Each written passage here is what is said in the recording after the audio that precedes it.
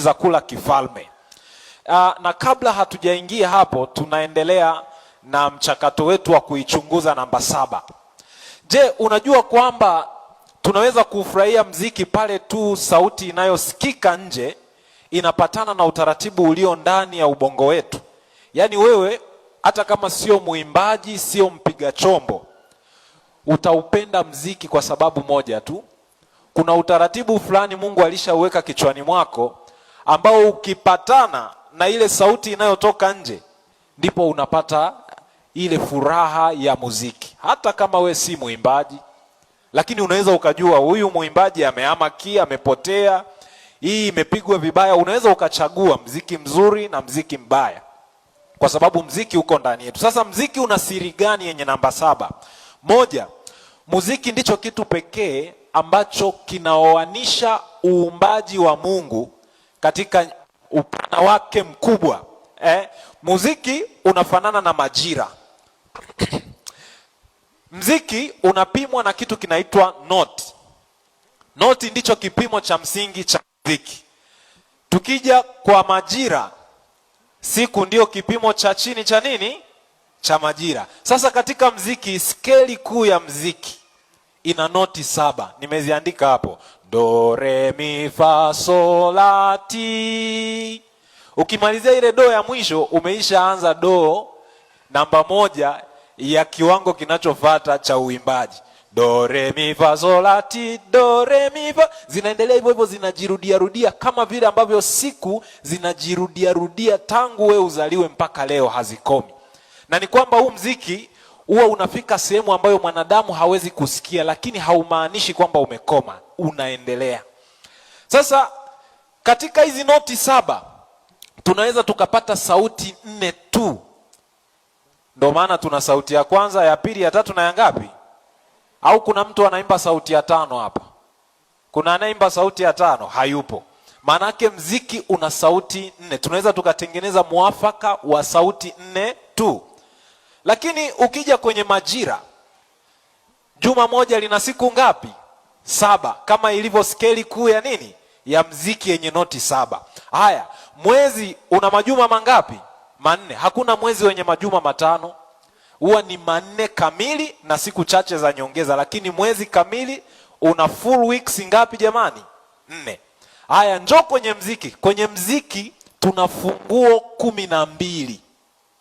Haijarishi umeanzia katika frequency gani, masafa gani ya muziki. Masafa yoyote utakayochagua kuanzia, yawe ni yale ya kimagharibi au yawe ni yale ya kichina, utaweza kupata ngazi 12 tu. Na hizo ngazi 12 pia zinajirudia rudia. Ndio maana ukiangalia hata kinanda ni marudio tu ya uto tu ngazi 12. Sasa njoo kwenye majira. Majira tuna mwezi, tuna mwaka, kila mwaka una miezi mingapi? Sasa unashindwa kuamini kwamba Mungu aliyetuumba sisi akaumba na majira ndiye Mungu wa Sabato pia? Hebu mtazame jirani yako, mwambie umeelewa hiyo? Kwa hiyo leo ondoka ukijua muziki una noti ngapi jamani? Haya. Usipomwamini Mungu na Sabato yake, mimi nimeisha maliza kukuthibitishia kisayansi. Pastor Butoke atakuletea mafungu. Sasa leo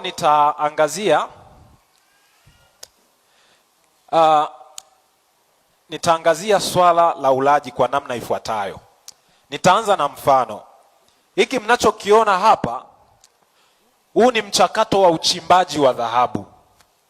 Dhahabu unapokuwa umepasua ule mwamba, huwa unasafirishwa. Unaposafirishwa unapelekwa kwenye kinu cha kutwangia, ndio hiyo crusher. Ukishatoka kwenye kinu cha kutwangia, hilo duara unaloliona limezunguka, afu pembeni kuna kama kisima kikubwa cha maji, ni kwamba ule unga uliopatikana huwa unachanganywa na kemikali. Ukishachanganywa na kemikali, ndipo ambapo unaweza kuitenganisha dhahabu na makapi. Ukishatoka hapo, kinachofuata, hiyo dhahabu inapitishwa kwenye moto, na ndipo unaweza ukapata dhahabu iliyo safi. Sasa twende kwenye mfumo wa mmeng'enyo wa mwanadamu wa chakula. Mfumo wa mmeng'enyo wa mwanadamu wa chakula unafanya kazi kama ilivyo uchimbaji wa madini Yaani unapotoka kwenye udongo mpaka unapata dhahabu safi, ndivyo ilivyo chakula kinavyopatikana pia. Ukishachukua tonge lako la ugali unapeleka kwenye crusher. Crusher ni mdomo, una meno, unavunja vunja kile chakula kwenda kwenye vipande vidogo. Ukishavunja kile chakula kinasafirishwa kutoka kwenye mdomo kwenda kwenye tumbo. Sasa kabla hakijafika ndani ya tumbo, pale nje huwa kuna valve, kuna gate ambalo linaruhusu chakula kiingie, na linazuia kikiingia kisifanye nini? Kistoke. Sasa kikishafikishwa tumboni kinameng'enywa. Kumeng'enywa maana yake ni nini? Chakula kilichovunjwa vunjwa kikachanganyikana na mate, kikifika tumboni kinachanganywa na tindikali, alafu tumbo linakuwa linafanya hivi kukichanganya kile chakula. Kwa hiyo matokeo yake kile chakula kinachanganyikana na asidi, na ile asidi pamoja na vimeng'enya vingine ndivyo vinavyo sasa enda kutafuta vile vinutrients, sasa vile vimatofali vinavyojenga mwili wetu. Alafu hatua inayofuata kile chakula kinafyonzwa kuingia kwenye damu. Kikisha fyonzwa kuingia kwenye damu, makapi yanaenda mpaka njia ya haja kubwa yanatolewa, lakini kile kilichofyonzwa kwenye damu pia huwa si kwamba kinaingia tu mwilini mwako moja kwa moja, kinapita kwenye ini.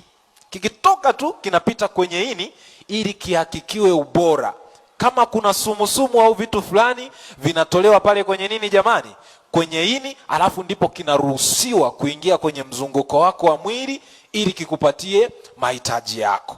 Sasa katika haya mambo yote matano ya msingi, kuvunjavunja, kusafirisha, kumeng'enya, kufyonzwa na kuhakiki ubora, haya manne ya chini yanafanyika bila uwezo wako. Yaani chakula ukiisha kimeza hauna uwezo wa kukidhibiti tena. Kwa hiyo sisi tunaweza kudhibiti chakula kabla hatujafanya nini? Kwa hiyo sehemu pekee tunayoweza kudhibiti ni kwenye sehemu ya kula. Sasa hapa ndipo tutaangalia makosa unayoweza kufanya. Na ubaya wa hili dude ni kama limtambo. Ukiishaanzisha sehemu moja umeliwasha rote. Hata kama unatafuna karanga. Sijui unanielewa vizuri. Hata kama unakula karanga ngapi? Nimewahi kuwa na saga unga enzi zetu kule nyumbani, mama alikuwa ananituma kusaga unga. Kuna siku ukienda na kilo 2 pale mashineni, jamaa anakuambia subiri kwanza waje na wengine ili asage kwa pamoja. Asije akawasha mashine kwa kilo 1, kwa sababu mashine kwanza kuwaka inatumia umeme mwingi, na mpaka kuzima inafanyaje? Uzime tena uwashe tena, umeme unaenda. Kwa hiyo anaambia subiri, mkiwa wengi nitasaga. Kwa hiyo sasa mwili nao ni hivyo hivyo. Ili dude ukiliwasha, haijalishi ni jojo, haijalishi ni karanga moja, haijalishi umeonja kitu gani, unawasha dude lote. Sasa ni makosa gani watu huwa wanafanya? Moja, watu wengi wanakula ovyo. Mimi si wahukumu kwamba unakula, inawezekana hauli sana, ila unakula kidogo kweli kistaarabu. Hata nikipishana na wewe siwezi kutishika kwenye sahani yako, lakini unakula mara kwa mara. Sasa kwa nini kula mara kwa mara ama kula katikati ya milo ni vibaya? Twende pamoja. Tumeambiwa kwamba tumbo lina lile geti pale, ile valve. Ile valve huwa inafunguka tu inaporuhusu chakula kuingia tumboni. Hiyo picha ya kwanza. Chakula kikiisha ingia tumboni, hii picha inayofuatia kulia, hiyo inaonyesha valve imefunga na lile tumbo sasa limeanza kuchanganya nini? Mwili unapoelewa sasa umeacha kutafuna. Unajua tumbo pia linaenda kwa adabu. Wanapeana taarifa, bana ameacha kutafuna. Sasa funga valve tuanze kufanyaje? Kumeng'enya. Kwa hiyo wakiisha kuwa wamepata taarifa kwamba umefunga valve, wanaanza kumeng'enya. Maana yake hii valve inafungwa kwa sababu ile asidi haitakiwi kurudi wapi? Kurudi nyuma. Yaani ni sawa na kuchukua dhahabu uliokwisha iponda uirudishe tena kwenye nini? Kwenye mashimo kule uliko chimba. Unakuwa unafanya kazi bure. Kwa hiyo tumbo nalo kikiisha fika tumboni, wanasema haya, asante mdomo, asante koo, tuachie kazi inafunga. Sasa shida inakuja wapi? Unapokula katikati ya mlo, wakati mmeng'enyo unaendelea, unauchanganya mwili unasema jamani, kuna kingine kinakuja huko. Sasa kinaenda wapi bwana? Hakina pa kwenda, hebu fungueni geti. Kwa hiyo mwili unafungua nini? Unapofungua geti, kumbuka ule mchakato wa kusaga kile kilichomo na wenyewe unaendelea. Kwa hiyo matokeo yake ile asidi inarudi inapanda mpaka kwenye koo. Ndiyo maana tunakuwa na matatizo ya kiungulia, mara sijui gesi imejaa kooni, tumboni, kwa sababu ikisha open valve kile chakula kinafanya nini? Kinarudi juu. Sasa ukifanya hivi mara kwa mara, kwa sababu hii asidi haikutengenezwa ili ikae kwenye koo, koo lako linaanza kusema sasa, ndugu yangu, linaupa taarifa mwili, sasa ndugu yangu, mimi mazingira yangu ya kazi ni magumu, nahitaji mniongezee uwezo wa kukabiliana na nini? Na hii asidi. Kwa hiyo matokeo yake, kwanza ile valve inaathiriwa na ile asidi. Kwa hiyo inakuwa kama imetengeneza kidonda, na inapopona inatengeneza kovu gumu, kama ambavyo ukiumia na kidonda unapata kama kovu fulani gumu. Sasa ile kovu sio flexible, linakuwa tayari limeisha dhoofisha ile nini, ile valve, lile geti. Kwa hiyo maana yake lile geti linakuwa halina uwezo tena wa kudhibiti nini, asidi, wakati tumbo linafanya kazi yake. Lakini pia koo la chakula linapoungua na lenyewe linapoteza uwezo wake wa kunyumbulika, na hii hali ikiendelea kwa muda mrefu unapata shida. Sasa ngoja nikwambie makosa yanayotokea, na ninasikitika kwa nini watu wengi hili hawalielewi. Kosa moja watu wanalofanya wakipata changamoto kama hizi za kiungulia, gesi kuwa nyingi, hawafikirii kujikagua mtindo wao wa ulaji. Wanachofanya, wanaenda kwa daktari. Daktari anachofanya, anakupa dawa ya kupunguza asidi. Sasa niwaulize wenyewe ndugu zangu, hivi ukipunguza kiwango cha asidi umetibu tatizo? Umetibu tatizo? Maana dawa utakayopewa itaenda tu kupunguza nini? Asidi, lakini haitakuondolea nini? Tatizo. Ndio maana ukiacha dawa unashtukia tena unafanya nini? Ile hali inarudi. Kwa hiyo unakuwa mteja wa hospitali. Na sisi ukija sasa, tutapata wapi mshahara? Tutakupa dawa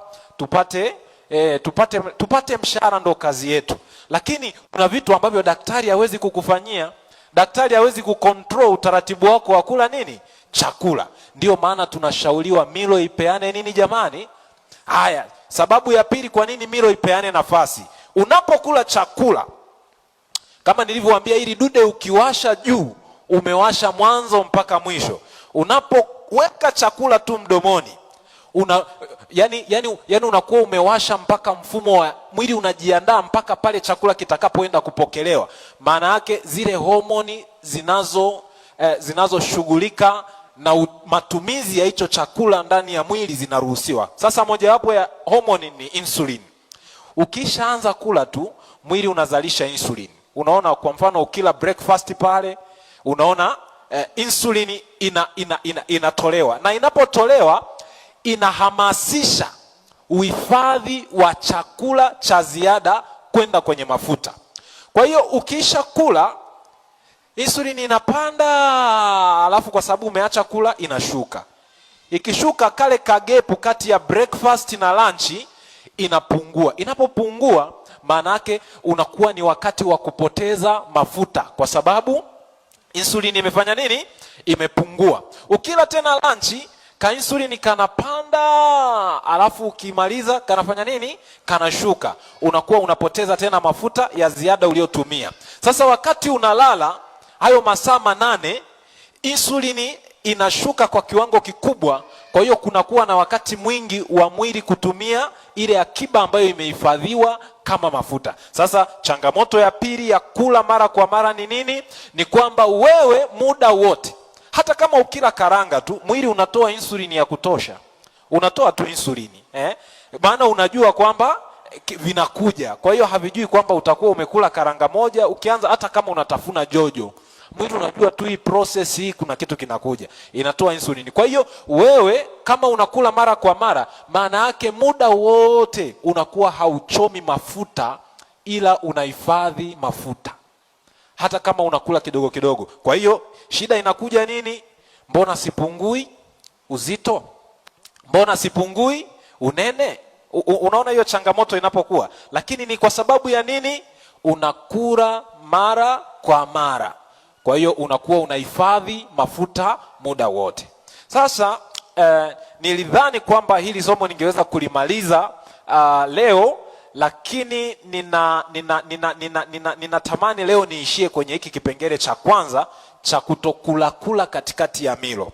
Kesho tutaendelea na hizi kanuni za kula kifalme na mambo ya kuzingatia wakati tunakula. Kwa hiyo tutaangalia hizo kanuni zilizosalia, na tutaangalia pia ushauri ni nini tufanye ili tuweze kula katika namna iliyo bora. Labda tu jambo moja la kukazia ni kwamba ili uweze kupunguza ile hali ya kula mara kwa mara, hakikisha unakula unaposikia njaa tu. Daktari amesemaje?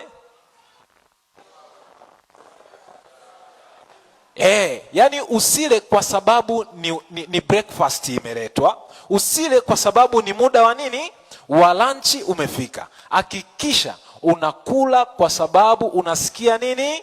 Unasikia njaa. Na kama una hamu na jojo, japo si shauri, una hamu na karanga, hakikisha hivyo vyote unavikusanya, vinakuwa kwenye mlo wako mgapi. Ukifunga habari ya kula, umemaliza yote. Basi usikose kesho tutakapoendelea kuziangalia kanuni hizi, na Mungu awabariki sana.